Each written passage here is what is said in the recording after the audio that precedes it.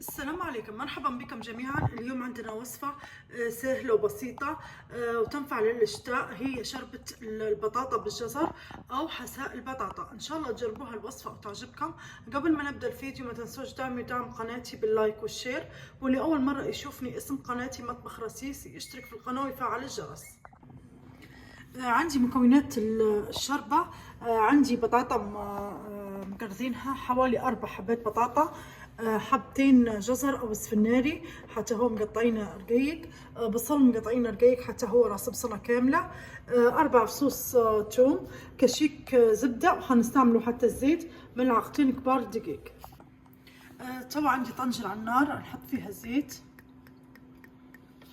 سواء زيت نباتي او زيت زيتون. انا حطيت زيت زيتون. نحط ملعقه الزبده او مكعب زبده، خلينا الزبده تذوب شويه والزيت يسخن. طبعا ما سخن معايا نحط البصل،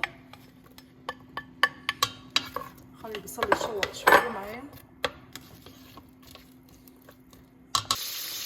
طبعا ما قبل معايا البصل بالشكل هذا نحط الثومه، خلي بس الثومه تطلع بنتها وبعدها نبدا نحط الجزر والبطاطا.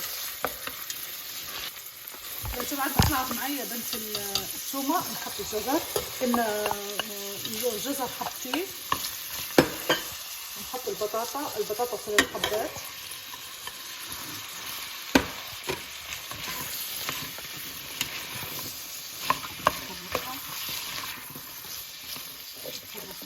نحط ملعقتين دقيق،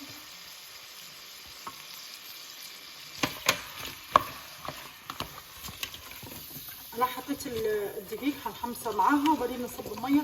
الدقيق حطيناه بدل الكريمه، اللي يستعمل الكريمه ما يحطش دقيق.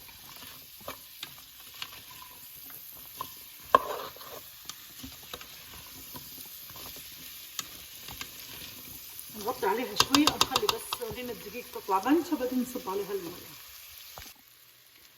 تو نحط عليها الميه.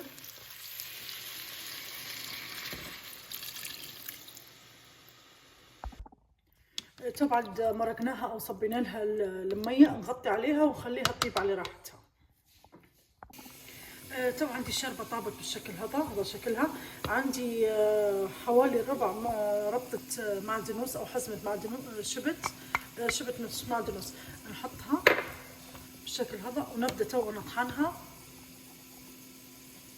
نطحن الشوربه بعدها نحط لها البهارات نتاعها.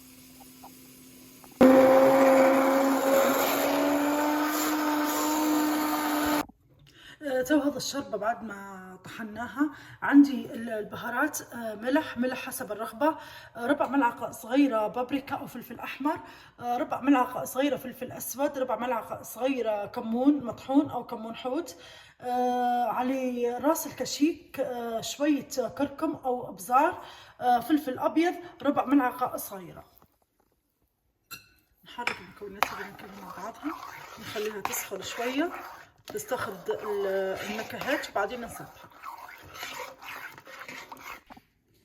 تو هذه الشوربه وهذا قوامها، نبدا نصبها.